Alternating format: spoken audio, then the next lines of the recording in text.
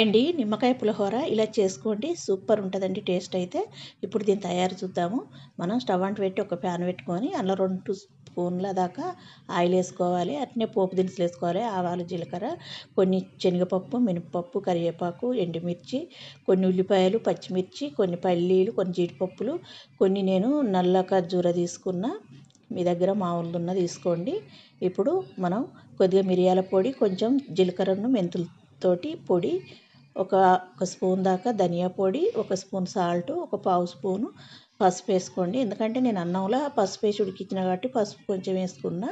ఇప్పుడు మనం అన్నం అంతా అందులో వేసుకొని లాస్ట్ కొంచెం అంతా పచ్చకర్పూరం వేసుకోండి. మనకు టెంపుల్ స్టైల్లో టేస్ట్లో చాలా బాగుంటుంది.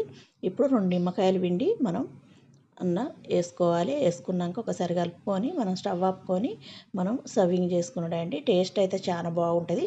నచ్చిందంటే లైక్ చేయండి, షేర్ చేయండి.